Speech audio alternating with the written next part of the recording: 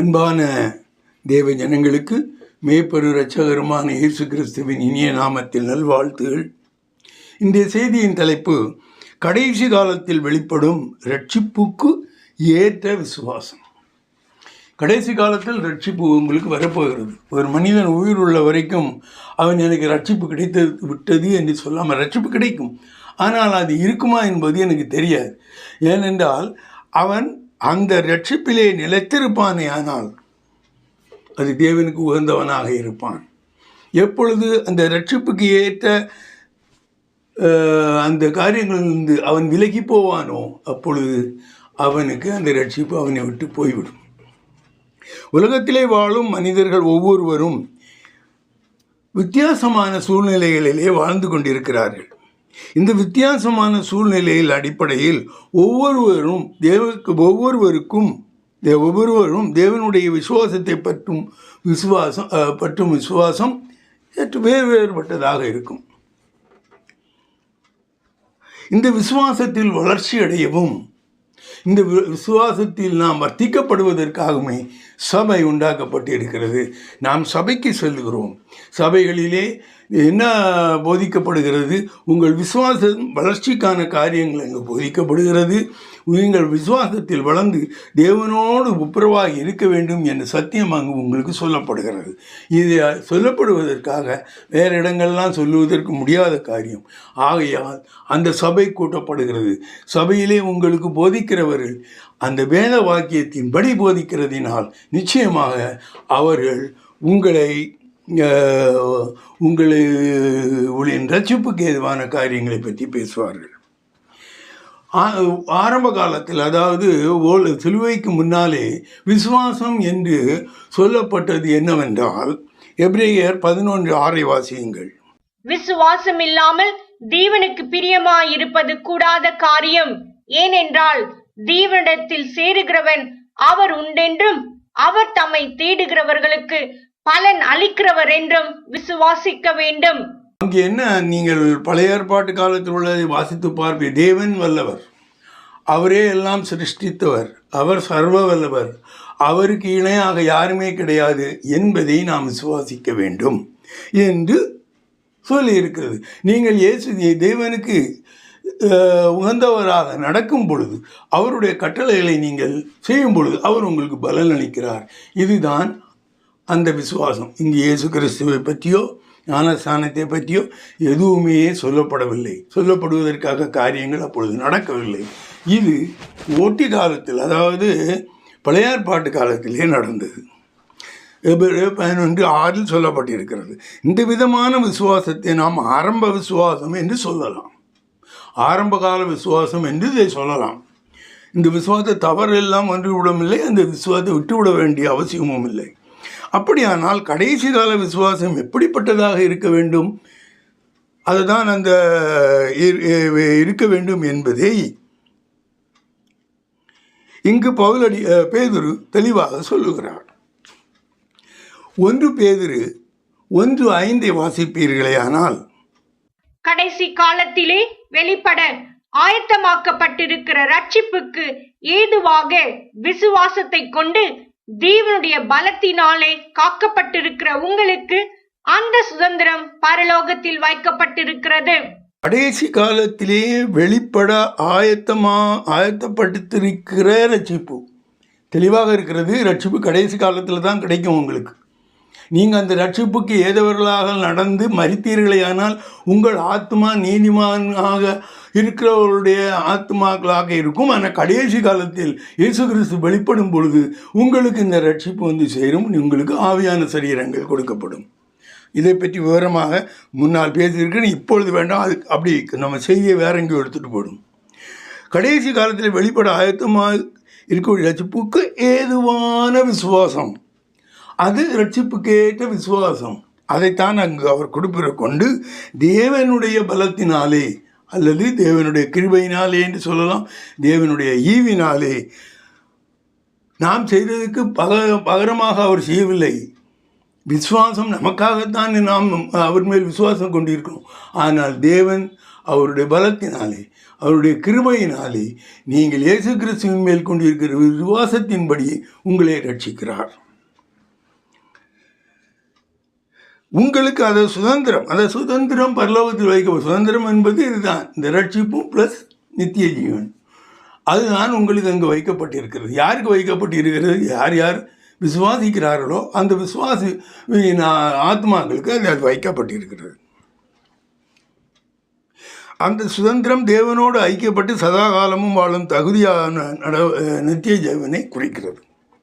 இனி கடைசி கால விசுவாசம் தேவனை மகிமைப்படுத்துவது மட்டுமின்றி ரட்சிப்புக்கு காரணமான கர்த்தருடைய குமாரனாகிய இயேசு கிறிஸ்துவை மகிமைப்படுத்துவதாக இருக்கிறது. சுவிசேஷம் என்றாலே அது இயேசு கிறிஸ்துவை பற்றிய அது நன்மையான செய்திகள். எவைகளையெல்லாம் இயேசு கிறிஸ்து மூலமாக நாம் பேசினால் அவை ஜனங்களுக்கு, அவருடைய விசுவாசிகளுக்கு நன்மையை கொண்டு வரும், அதை தான் சுவிசேஷம் என்று சொல்லுகிறோம். அது நன்மை கொண்டு வராத எந்த ஒரு காரியமையும் நாம் பேசுவதில்லை, வேதம் பேசுவதற்கு அனுமதி கொடுப்பதும் இல்லை. இயேசு கிறிஸ்துவின் அந்த மூலமாக எப்படிப்பட்ட நன்மைகள் உங்களுக்கு வந்திருக்கிறதோ அவ்வளவும் சுவிசேஷமாக நீங்கள் அறிவிக்க வேண்டும். அதன் மூலமாக அவர்கள் பயனடைய வேண்டும் என்பது தேவனுடைய சித்தம். 1 கொரிந்தியர் 15:1-8 வரை வாசிப்பீர்களேயானால் இதில் பவுலடிகளார் என்ன சொல்லுகிறார்? ரட்சிப்புக்கு ஏற்ற விசுவாசம் என்றால் என்ன, அது எவைகளையெல்லாம் உள்ளடங்கி இருக்கிறது என்று சொல்லுகிறார். விரிவாக பார்க்கலாம். 1 கொரிந்தியர் 15:1-8. அன்றியும் சகோதரரே, நான் உங்களுக்கு பிரசங்கித்த சுவிசேஷத்தை மறுபடியும் உங்களுக்கு தெரியப்படுத்துகிறேன். நீங்களும் அதை ஏற்றுக்கொண்டு அதிலே நிலைத்திருக்கிறீர்கள். நான் உங்களுக்கு பிரசங்கித்த பிரகாரமாய் நீங்கள் அதை கை கொண்டிருந்தால் அதனாலே நீங்கள் ரட்சிக்கப்படுவீர்கள். மற்றபடி உங்கள் விசுவாசம் விருதாவாய் இருக்குமே. நான் அடைந்ததும் உங்களுக்கு பிரதானமாக ஒப்புவித்ததும் என்னவென்றால், கிறிஸ்துவானவர் வேத வாக்கியங்களின்படி நமது பாவங்களுக்காக மரித்து அடக்கம் பண்ணப்பட்டு வேத வாக்கியங்களின்படி 3ஆம் நாளில் உயிர்த்தெழுந்து கேபாவுக்கும் பின்பு 12 தரிசனமானார். அதன் பின்பு அவர் 500 பேருக்கு அதிகமான சகோதரருக்கும் ஒரே வேளையில் தரிசனமானார். அவர்களில் அநேகர் இந்நாள் வரைக்கும் இருக்கிறார்கள், சிலர் மாத்திரம் நித்திரையடைந்தார்கள். பின்பு யாக்கோபுக்கும் அதன் பின்பு அப்போஸ்தலர் எல்லாருக்கும் தரிசனமானார். எல்லாருக்கும் பின்பு அகால பிறவி போன்ற எனக்கும் தரிசனமானார். ஒரு காரியத்தை ரொம்ப பெரிதாக சொல்லிருப்ப, அடக்கம் பண்ணப்பட்டு ஒரு மனிதனாக பூமியிலே தோன்றியவன், அவன் அடக்கம் செய்யும் படும் வரை அவன் மனிதனாகவே இருப்பான். எப்பொழுது அவனுடைய ஆவி ஆத்மா அவனை விட்டு போய்விடுகிறதோ, அதாவது அவனுடைய மனித தன்மை அவனை விட்டு போய்விடுகிறதோ, அப்பொழுது அவன் அடக்கம் செய்யப்படுகிறான். இயேசு கிறிஸ்துவும் அதே மாதிரி அடக்கம் செய்யப்பட்ட பொழுது மனித தன்மை அவரிலிருந்து நீங்கி அவர் தெய்வத்தன்மையை அடைந்தார். பிலிப்பியர் 2 சொல்லப்பட்டிருக்குமே, அவர் அவைகளையெல்லாம் விட்டுவிட்டு தேவனுடைய குமாரன் என்பதையும் மறந்து அதை விட்டுவிட்டு அவர் ஒரு குமாரனாக சிலுவை பரியந்தம் வந்தார் என்று சொல்லப்பட்டிருக்குமே. அந்த அவர் விட்டு சென்ற அந்த காரியத்தை திரும்பவும் ஏற்றுக்கொள்வார் என்பது அந்த வசனங்களிலேயே கீழே சொல்லப்பட்டிருக்கும்.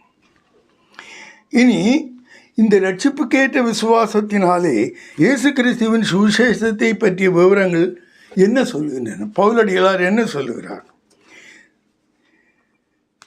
நீங்கள் நான் விசுவாசிக்கிறேன் என்று சொன்னால், நீங்கள் தேவனை பற்றிய விசுவாசம் நிச்சயமாக உங்களுக்கு இருக்க வேண்டும். அது வேண்டாம் என்று நான் சொல்லவில்லை.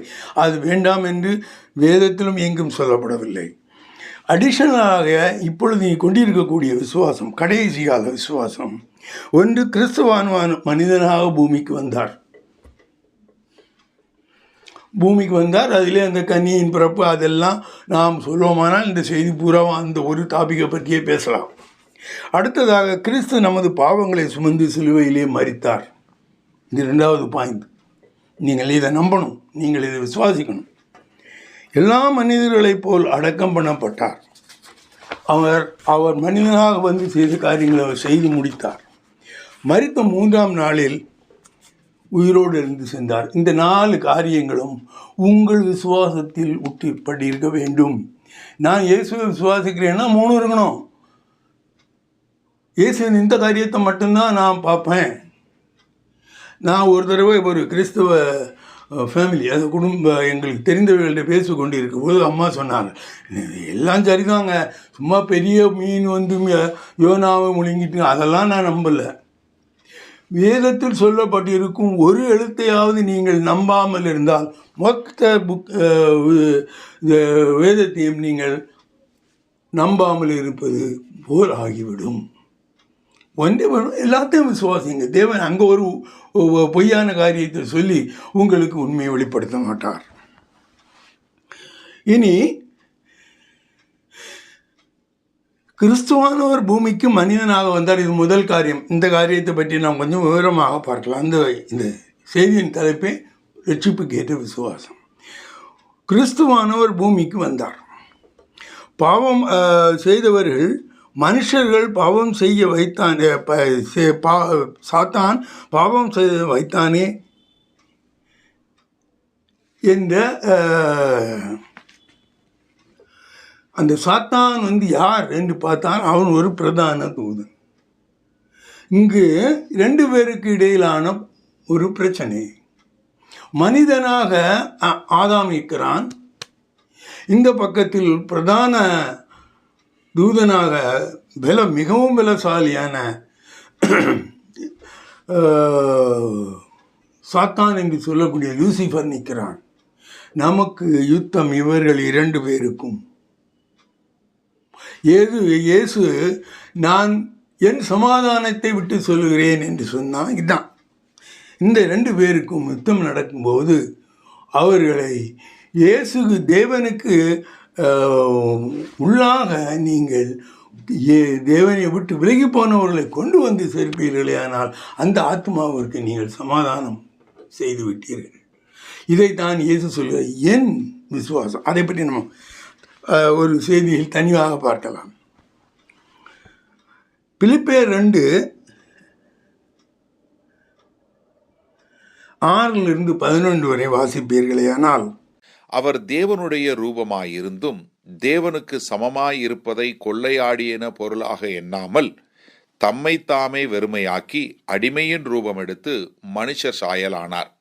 அவர் மனுஷ ரூபமாய் காணப்பட்டு மரண பரியந்தம், அதாவது சிலுவையின் மரண பரியந்தமும் கீழ்ப்படிந்தவராகி தம்மைத்தாமே தாழ்த்தினார்.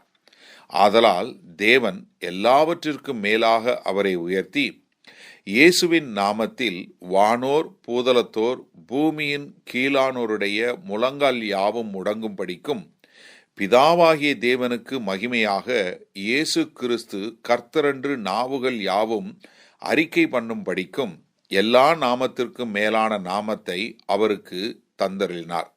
இது அநேக தடவைகள் சொன்ன காரியம். அவர் ஏன் வந்தார்? ஆதாமினால் ஒரு பிசாசை இது சண்டை போட முடியாது. ஆதாம் பிசாசுக்கு ஒரு அடிமை கீழ்ப்பட்டவனாக படைக்கப்பட்டு இருக்கிறான். ஆகையினால் அவர் ஒரு மனிதனாக பிறக்க வேண்டிய கட்டாயம் நேர்ந்தது என்பதை இங்கு சொல்லப்பட்டிருக்கிறார். கிறிஸ்து நமது பாவங்களை சிலுவையிலே மரித்தார், சுமந்து சிலுவையிலே மரித்தார். ரோமர் 8:3 வாசிப்பீர்களேயானால் தெளிவாக இருக்கும். அது எப்படி எனில் மாம்சத்தினாலே பலவீனமாயிருந்த நியாயப்பிரமாணம் செய்யக்கூடாததை தேவனே செய்யும்படிக்கு தம்முடைய குமாரனை பாவ மாம்சத்தின் சாயலாகவும் பாவத்தை போக்கும் பலியாகவும் அனுப்பி மாம்சத்திலே பாவத்தை ஆக்கினைக்குள்ளாக தீர்த்தார். இங்கு போட்டு நியாயப்பிரமாணம் செய்யக்கூடாதே தேவனே அவருடைய குமாரனை அனுப்பி செய்தார். நியாயப்பிரமாணத்தில் எந்த விதமான பாவத்தை போக்கக்கூடிய காரியங்கள் சொல்லப்படவில்லை. அந்த தேவன் அந்த நியாயப்பிரமாணத்தை சொல்லி அந்த பாவத்தை பற்றி, பாவ நிவாரணத்தை பற்றி சொல்லப்படாததினால் அவர் தேவனே அந்த பலியை இன்ட்ரடியூஸ் பண்ணார். பழைய ஏற்பாட்டு காலத்தில். நீ இந்த பலியை செலுத்தினா டெம்பரரியாக நான் ஒன்று பாவத்தை மன்னித்து விடுகிறேன். ஏனென்றால் நீ செய்த பாவத்தை அந்த ஆடு ஏற்றுக்கொண்டது அல்லது அந்த மாடு ஏற்றுக்கொண்டது, அது பலியிடப்பட்டது. தேவன் பாவ மன்னிப்புக்கு என்றே வரக்கூடிய ஒரு தேவாட்டுக்குட்டி என்ன வரவில்லை. ஆகையினால் அவரே இந்த ஒரு காரியத்தை செய்திருக்கிறார். இதைத்தான் இங்கு சொல்லப்பட்டிருக்கிறது. நியாயப்பிரமாணம் செய்யக்கூடாது, தேவனே செய்யும்படிக்கு தம்முடைய குமாரனை பாவத்தை சாயலாகி சிலுவையிலே மரிக்க செய்தார். இனி இதை நீங்கள் நம்ப வேண்டும். நான் சொல்லுகிற ஒவ்வொரு காரியத்தையும் இயேசுவை விசுவாசிக்கும் போது நீங்கள் நம்ப வேண்டும். இயேசு கிறிஸ்து தன்னுடைய தேவனுடைய சுத்தத்தை நிறைவேற்றுவதற்காக வந்து மரித்திருக்கார். பாவமில்லாத இயேசு கிறிஸ்து நீதிமான்களாக்கப்படுவதற்காக நம்முடைய பாவங்களை இயேசு பேதுரு சொல்லியிருக்கிறார். வாசியங்கள் 1 பேதுரு 2:22-24 வரை. அவர் பாவம் செய்யவில்லை, அவருடைய வாயிலே வஞ்சனை காணப்படவும் இல்லை. அவர் வையப்படும் போது பதில் வையாமலும், பாடுபடும் போது பயமுறுத்தாமலும், நியாயமாய் தீர்ப்பு செய்கிறவருக்கு தம்மை ஒப்புவித்தார். நாம் பாவங்களுக்கு செத்து நீதிக்கு பிழைத்திருக்கும்படிக்கு அவர் தாமே தமது சரீரத்திலே நம்முடைய பாவங்களை சிலுவையின் மேல் சுமந்தார். அவருடைய தழும்புகளால் குணமானீர்கள். அவர் அது ஆரம்பிக்கும் பொழுதே இயேசு கிறிஸ்துவனுடைய குணாதிசயங்களை சொல்லிவிட்டார். அவர் பாவியும் இல்லை, அவர் வஞ்சகனும் இல்லை. பாவம் அவர் எந்த விதமான அவருடைய வார்த்தையிலிருந்து பாவமும் வராது, அவர் நினைவுகளில் வஞ்சனையும் கிடையாது. அப்படிப்பட்டவர் நமது பாவங்களையெல்லாம் சுமந்து நமக்கு பாவத்திலிருந்து விடுதலை கொடுத்தார். இதை நீங்கள் 2 கொரிந்தியர் 5:21 வாசிப்பீர்களேயானால் அது தெளிவாக தெரியும். அவரை நமது பாவங்கள் அவர் மேல் சுமத்தி அவரை நமக்காக பாவமாக்கினார் என்று. 2 கொரிந்தியர் 5:21 வாசியுங்கள். நாம் அவருக்குள் தேவனுடைய நீதியாகும்படிக்கு பாவம் அறியாத அவரை நமக்காக பாவமாக்கினார். இவைகளையெல்லாம் உங்கள் விசுவாசம் என்று சொல்லும் பொழுது, விசுவாசிக்கிற நீங்கள் இவைகளையெல்லாம் விசுவாசிக்கும் இன்னும் சில காரியங்கள் இந்த விசுவாசத்தில் சொல்லப்பட்டிருக்கிறது. இயேசுவின் மாசற்ற குற்றமில்லாத இரத்தத்தினாலே நீங்கள் மீட்கப்பட்டிருக்கிறீர்கள் என்பதை விசுவாசிகள் தெரிந்திருக்கும். பலியாகிறது என்பது மாமிசம் பலியாக வேண்டும். பாவ நிவாரணம் கொடுப்பது ரத்தம். அந்த இதை பற்றிய விரிவான இதை பேதுரு சொல்லுகிறார். வாசியுங்கள். 1 பேதுரு 1:18-21 வரை. உங்கள் முன்னோர்களால் பாரம்பரியமாய் நீங்கள் அனுசரித்து வந்த வீணான நடத்தையினின்று அழிவுள்ள வஸ்துகளாகிய வெள்ளியினாலும் பொன்னினாலும் மீட்கப்படாமல் குற்றமில்லாத மாசற்ற ஆட்டுக்குட்டியாகிய கிறிஸ்துவின் விலையேற பெற்ற இரத்தத்தினாலே மீட்கப்பட்டீர்கள் என்று அறிந்திருக்கிறீர்களே. அவர் உலக தோற்றத்திற்கு முன்னே குறிக்கப்பட்டவராயிருந்து தமது மூலமாய் தேவன் மேல் விசுவாசமாய் இருக்கிற உங்களுக்காக இந்த கடைசி காலங்களில் வெளிப்பட்டார். உங்கள் விசுவாசமும் நம்பிக்கையும் தேவன் மேல் இருக்கும்படி அவரை மரித்தோரிலிருந்து எழுப்பி அவருக்கு மகிமையை கொடுத்தார். இதில் ஒரு வார்த்தை போட்டு இருக்கும்.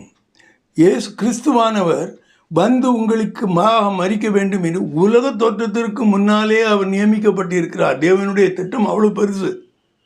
அவர் எல்லாமே கணிக்கக்கூடியவர். நாளை என்ன நடக்க போகிறது நமக்கு தெரியாது.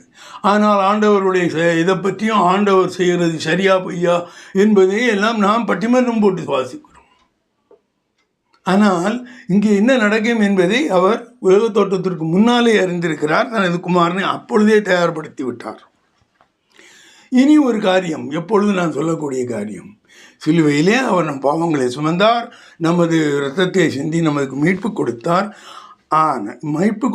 இன்னும் ஒரு காரியம், அவர் நம்மை சாத்தானுடைய பிடியிலிருந்து ஒட்டுமொத்தமாக விலக்கிவிட்டார். வாசியங்கள் எபிரேயர் 2:14-15. ஆதலால் பிள்ளைகள் மாம்சத்தையும் இரத்தத்தையும் உடையவர்களாயிருக்க அவரும் அவர்களைப் போல மாம்சத்தையும் இரத்தத்தையும் உடையவரானார்.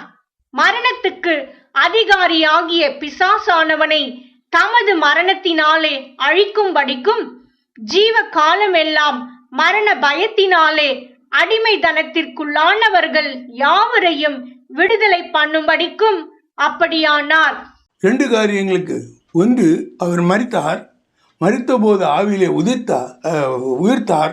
அதன் பிறகு அவர் சாத்தானை சங்காரம் செய்வதற்காக செல்கிறார். அதற்காக அது உயிர்த்தெழுதல் தேவைப்பட்டது.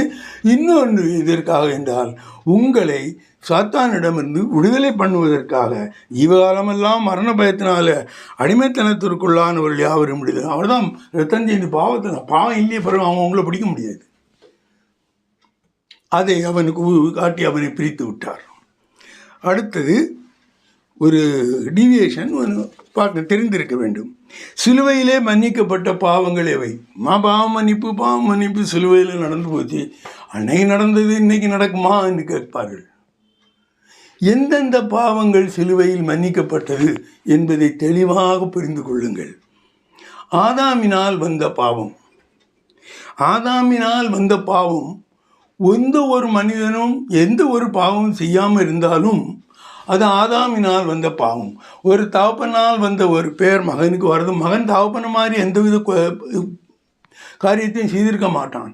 ஆனாலும் அவன் செய்த காரியத்தை சொல்லி மகனை சொல்வார்கள். கொலகாரனுடைய மகன் என்று சொல்வார்கள், பண்டிதனுடைய மகன் என்று சொல்வார்கள். இதா பெரிய பைபிளில் பாஸ்டருடைய மகன் என்று சொல்வார். தகப்பனுடைய காரியங்களை வைத்து பிள்ளைகளை எடை போடுவார்கள். ஆகையினால்தான் ஆதாமினால் வந்த பாவம், நாம் பாவம் செய்யாமல் இருந்தபோது அந்த பாவம் நம்மை ஆட்கொண்டது. வாசியுங்கள் ரோமர் 5:14.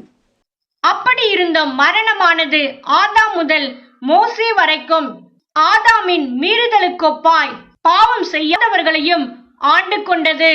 அந்த ஆதாம் பின்பு வந்தவருக்கு முன்னடையாளமானவன்.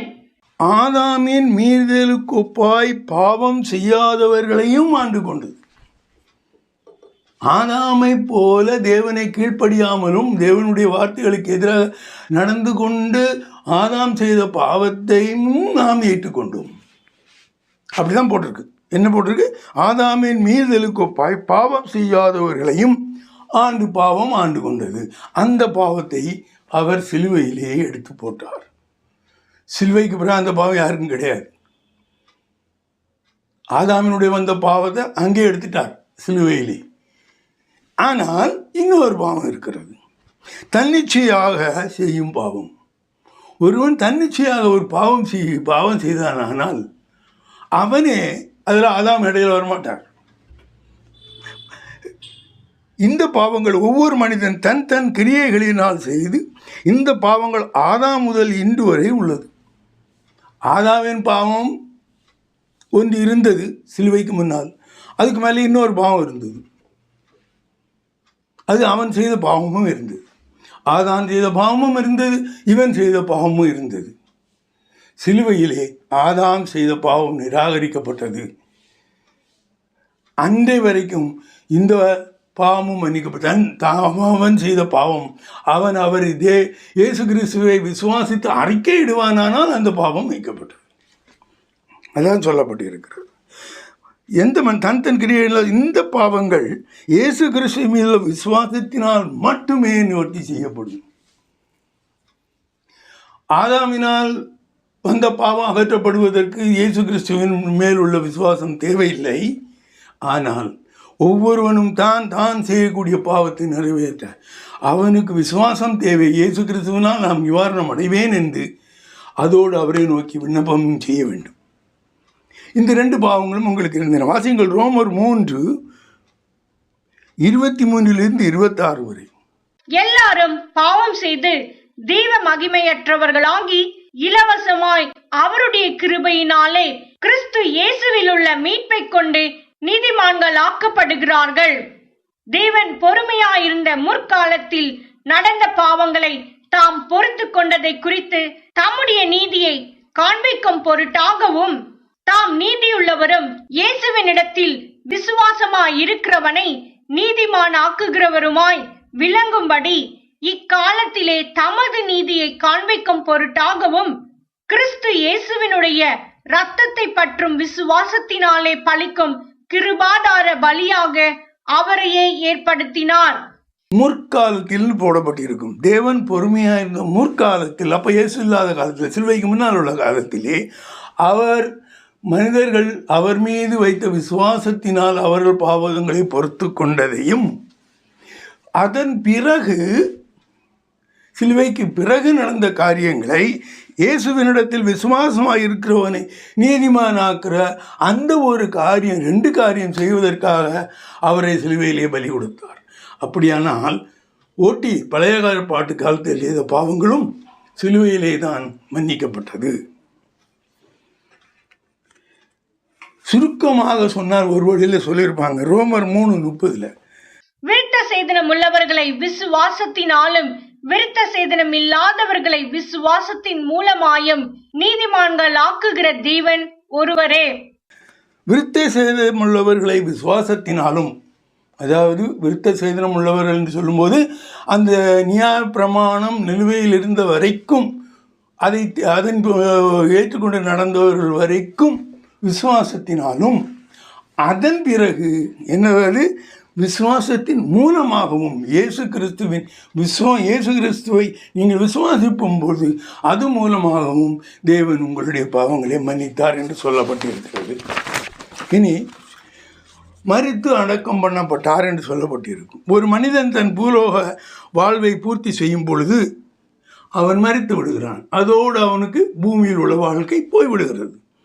அதன் பிறகு அவன் பூமியில் வர முடியாது. நியாயத்திற்கு பிறகு நியாயத்தீர்ப்புக்கு அவனுடைய ஆத்மா காத்திருக்கிறது. அவன் நீதிமானாக வாழ்ந்து மரித்தானால் நியாயப்பிரமா அது நீதிமான்கள் தங்கக்கூடிய அந்த இளைப்பாறுதலான இடத்திற்கு தங்குகிறது. ஒருவன் பாவியாக மரித்தானால் அது பாதிக்கப்படுகிறது. எபிரேயர் 9:27-28 வாசிப்பீர்களேயானால், அன்றியும் ஒரே தரம் மரிப்பதும் பின்பு நியாய தீர்ப்பு அடைவதும் மனுஷருக்கு நியமிக்கப்பட்டிருக்கிறபடியே கிறிஸ்துவும் அநேகருடைய பாவங்களை சுமந்து தீர்க்கும்படிக்கு ஒரே தரம் பலியிடப்பட்டு தமக்காக காத்து கொண்டிருக்கிறவர்களுக்கு ரட்சிப்பை அருளும்படி 2ஆம் தரம் பாவம் இல்லாமல் தரிசனமாவார். இங்கு தெளிவாக சொல்லியிருக்கு, ஒருவன் மரிப்பதும் நியாயம் ஒரு தடவை தான் நடக்கும். ஒரு மனிதனுக்கு அவன் திரும்ப வந்துட்டு நான் இல்லை அது அவன் நான் போயிட்டு இன்னொரு தடவை கூட எல்லாம் சரி பண்ணிட்டு வந்துடுறேன், அதெல்லாம் முடியாது. அதே மாதிரி தான் இயேசு கிறிஸ்துவ மனிதனாக வந்தார். ஒரு தடவை அவர் மரிப்பதும் அவர் அடக்கம் பண்ணப்படும், அதோடு அவளுக்கு முடிஞ்சு போச்சு. அவருக்கு நியாய தீர்ப்பு தேவன் கொடுத்து விட்டார். அவர் தேவனாகி விட்டார். நம்முடைய ஆத்துமாக்கள் நியாய தீர்ப்புக்கு வெயிட் பண்ணிட்டு இருக்கு. இனி மரித்த 3ஆம் நாளில் அவர் உயிர்த்தெழுந்தார். இது முக்கியமான ஒரு காரியம். இதில் அநேக குழப்பங்கள் வேண்டுமென்றே செய்கிறார்கள். என்ன வேதம் சொல்லுகிறதோ அதையே நீங்கள் பிடித்து கொள்ளுங்கள். இயேசு கிறிஸ்து உயிர்த்தெழுந்து விட்டார், திரும்பவும் வருவார். 1 பேதுரு 3:18-22 வரை வாசிப்பீர்களேயானால் நல்ல வசனங்கள் இவை. ஏனெனில் கிறிஸ்துவும் நம்மை தேவனிடத்தில் சேர்க்கும்படி அநீதியுள்ளவர்களுக்கு பதிலாக நீதி உள்ளவராய் பாவங்களின் நிமித்தம் ஒரு தரம் பாடுபட்டார். அவர் மாம்சத்திலே கொலையுண்டு ஆவியிலே உயிர்ப்பிக்கப்பட்டார். அந்த ஆவியிலே அவர் போய் காவலில் உள்ள ஆவிகளுக்கு பிரசங்கித்தார். அந்த ஆவிகள் பூர்வத்திலே நோவா பேழையை ஆயத்தம் பண்ணும் நாட்களிலே தேவன் நீடிய பொறுமையோட காத்திருந்த போது கீழ்ப்படியாமற் போனவைகள். அந்த பேழையிலே சிலராகிய 8 பேர் மாத்திரம் பிரவேசித்து ஜலத்தினாலே காக்கப்பட்டார்கள். அதற்கு ஒப்பனையான ஞானஸ்நானமானது மாம்ச அழுக்கை நீக்குதலாயிராமல் தேவனை பற்றும் நல்மனசாட்சியின் உடன்படிக்கையாயிருந்து இப்பொழுது நம்மையும் இயேசு கிறிஸ்துவினுடைய உயிர்த்தெழுதலினால் ரட்சிக்கிறது.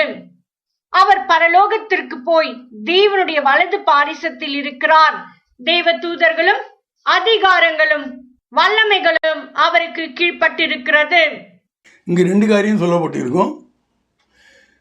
தேவன் அந்த நோவா காலத்தில் அந்த பேழையில் அடைக்கப்பட்டவர்கள் அத்தனை பேர்களும் நீதிமான்கள். மற்றவர்கள் அந்த இது தேவனை விசுவாசிக்கக்கூடிய விசுவாசம் இல்லாததினால் அவர்கள் எல்லாம் அழிக்கப்பட்டார்கள். அந்த ஆவிகள் காவலிலிருந்து இயேசு கிறிஸ்து போய் சொல்லுகிறார் அவர்களுக்கு, நீங்கள் என்னை அறிந்திருக்க மாட்டீர்கள். அதற்கு முன்னால் நீங்கள் இந்த பாவங்களை செய்து அந்தகார செயலிலே தேவனால் அடைக்கப்பட்டீர்கள். ஆனால் நான் வெற்றி கொண்டேன், நான் தான் உங்களுக்கு நியாய தீர்ப்பளிவதற்காக வருகிறேன் என்று ஒரு பிரகடனம் செய்திருப்பதாக அறிஞர்கள் சொல்லுகிற பற்றி விவரம் நமக்கு தெரியவில்லை. ஆனால் ரோமன் கேத்தலிக்ஸில் அவர் ஒரு முத்தரிப்பு தளம் என்று ஒன்று கொண்டு வருவார்கள். அதெல்லாம் நமக்கு தேவையில்லை. இனி இந்த கடைசி கால விசுவாசத்தில் தேவன் இன்னொன்று நான் சொல்ல வேண்டும். அந்த ஞானஸ்நானத்தை பற்றி போன வசனத்தில் குறிப்பிடப்பட்டிருக்கும். ஞானஸ்நானம் என்பது ஒரு அசுத்த சரீரத்தில் உள்ள அழுக்கை துடைப்பதாக இல்லாமல் அது தேவனோடு சேர்ந்த ஒரு உடன்படிக்கையாக இருக்குது. நற்மன சாட்சி உடன்படிக்கை. நான் இனி பாவம் செய்ய மாட்டேன், என் பாவத்தை எல்லாம் எப்படி நான் தண்ணீரில் முங்கும்போது அழுத்து விட்டேனோ அதன் பிறகு நான் உயிர்த்தெழுந்து இருக்கிறதுனால் எந்தவித பாவமும் செய்ய மாட்டேன் என்ற ஒரு உடன்படிக்கையை நீங்கள் ஞானஸ்தானத்தின் மேலும் எடுக்கிறீர்கள். ஞானஸ்தானம் எடுக்காமல் இருந்தால், இந்த உடன்படிக்கையை நீங்கள் செய்யாமல் இருந்தால் நீங்கள் கிறிஸ்துவுக்கு உடன்பட்டவர்கள் அல்ல. ஒருவேளை இயேசு கிறிஸ்துவினால் அந்த ஞானஸ்தானம் அபாலிஷ் பண்ணியிருந்தால், அது சிலுவையிலே வந்து அந்த கள்ளனை சொல்வார்கள் அவன் ஞானஸ்தானமாக எடுத்தான். அவன் இயேசு கிறிஸ்துவை விசுவாசித்தான். அவனுக்கு அந்த ஜலத்தினால் ஞானஸ்தானம் எடுப்பதற்கு உள்ள தருணம் கொடுக்கப்படாததினால் இயேசு கிறிஸ்துவினாலே அவன் காக்கப்பட்டான்.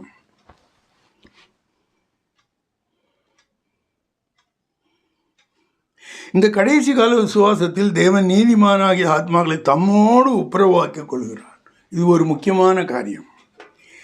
இந்த கடைசி கால விசுவாசத்தின் மூலமாகத்தான் தேவன் அந்த நீதிமான்களுடைய ஆத்மாக்களை தம்மோடு ஒப்புரவாக்கிக் கொள்கிறார். யார் வேறு எந்த விசுவாசமோ எந்த காரியமோ எல்லாம் நல்ல காரியங்களை செய்யும், நான் நற்காரியங்களை செய்கிறேன், அதெல்லாம் நல்லது தான், செய்ய கொண்டிருங்கள். ஆனால் அதோடு கூட கடைசி கால விசுவாசமும் இருக்க வேண்டும். உங்கள் விசுவாசம் மற்றவங்களுக்கு ஷோ காணிக்கிறதுக்காக இல்லை, உங்கள் விசுவாசம் உங்களுக்குள்ளே இருக்க வேண்டும். மற்றவர்களை கண்டு நமக்கு காரியம் இல்லை. தேவனோடு நீங்கள் ஒப்புரவாக வேண்டுமானால் இயேசு கிறிஸ்துவின் மேலுள்ள விசுவாசம் வேண்டும். வாசியங்கள் 2 கொரிந்தியர் 5:17-21 வரை. இப்படி இருக்க ஒருவன் கிறிஸ்துவுக்குள் இருந்தால் புது சிருஷ்டியாயிருக்கிறான், பழையவைகள் ஒழிந்து போயின, எல்லாம் புதிதாயின. இவையெல்லாம் தேவனாலே உண்டாயிருக்கிறது. அவர் இயேசு கிறிஸ்துவை கொண்டு நம்மை தம்மோடே ஒப்புரவாக்குதலின் ஊழியத்தை எங்களுக்கு ஒப்புக் கொடுத்தார். அது என்னவெனில், தேவன் உலகத்தாருடைய பாவங்களை எண்ணாமல் கிறிஸ்துவுக்குள் அவர்களை தமக்கு ஒப்புரவாக்குதலின் உபதேசத்தை எங்களிடத்தில் ஒப்புவித்தார். ஆனபடியினாலே தேவனானவர் எங்களை கொண்டு புத்தி சொல்லுகிறது போல நாங்கள் கிறிஸ்துவுக்காக ஸ்தானாபதிகளாயிருந்து தேவனோடே ஒப்புரவாகுங்கள் என்று கிறிஸ்துவின் நிமித்தம் உங்களை வேண்டிக் கொள்ளுகிறோம்.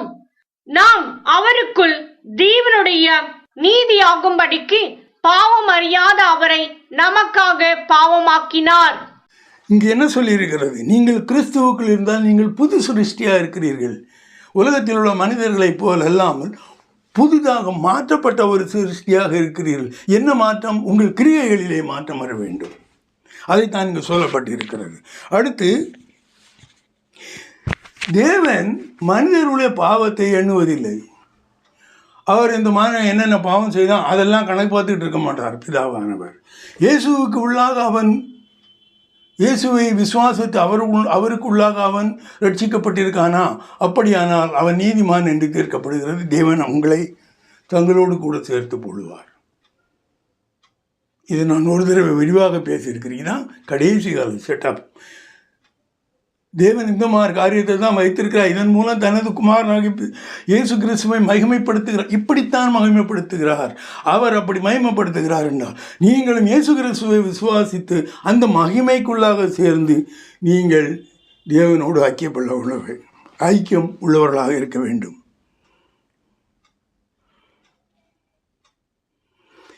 இனி இப்படியாக வேண்டும் என்பதற்கு அவரே வழியும் செய்து கொடுத்துருக்கிறார். தன் மகனையே கொண்டு போய் சிலுவையில் அரைஞ்சு உங்கள் முன்னால் கொண்டு வச்சுட்டாரே, இவனை விசுவாசித்து நீ என்னிடத்தில் வா. எப்படி வனாந்திரத்திலே அந்த சர்ப்பமானது உயர்த்தப்பட்ட பொழுது அதை நோக்கி பார்த்தவர்கள் குணமடைந்தார்களோ, தேவன் அவங்கள கடிச்சிருக்கா இல்லையான்னு பார்க்கல, யார் யார் அதை பார்க்கிறார்களோ அத்தனை பேரும் குணமானார்களோ, அதே நீதி இன்றும் இருக்கிறது. தயவு செய்து உங்கள் எண்ணங்களை நீங்கள் உலக பிரகாரமாக மாற்றிக்கொள்ளாதீர்கள்.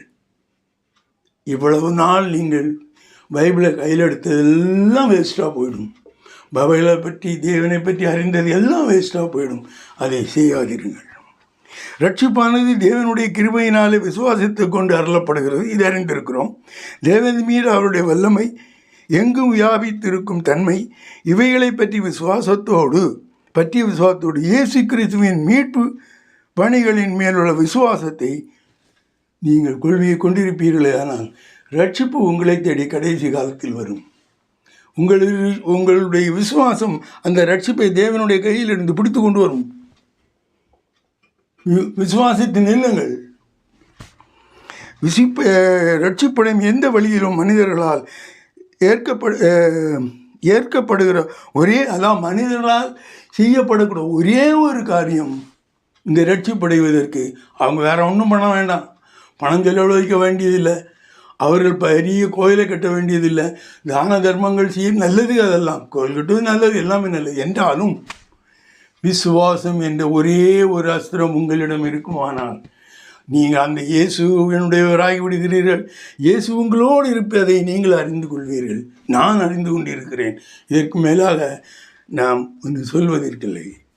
அன்பான பிதாவை, மேய்ப்பெரு இரட்சகருமான இயேசு கிறிஸ்துவை அன்றாடம் வழி நடத்தும் ஆவியானவர்களே, கடைசி காலம் ஆரம்ப கால விசுவாசம் எப்படி இருந்தது, இப்பொழுது இயேசு கிறிஸ்து மரித்த பிறகு எந்த மாதிரியான விசுவாசத்தை நாம் கொண்டிருக்க வேண்டும், அந்த விசுவாசத்தில் என்னென்ன காரியங்கள் அடங்கியிருக்க வேண்டும், எதையெல்லாம் நினைவு கொள்ள வேண்டும், சதாகாலம் நினைவு கொண்டு அவரோடு நாம் ஒன்றி அவருடைய விசுவாசத்தில் இருப்போமானால் நிச்சயமாக நமக்கு ரட்சிப்பும் கிடைக்கும், நித்திய ஜீவனும் கிடைக்கும். அன்பான பிதாவே, இவைகளெல்லாம் எடுத்து நான் உமது பிள்ளைகளுக்கு சொன்னேன். ஒவ்வொருவரையும் நீர் சரியான பாதையிலே நடத்தி அவர்களை ரட்சியும். அன்பான பிதாவே, ஆமேன்.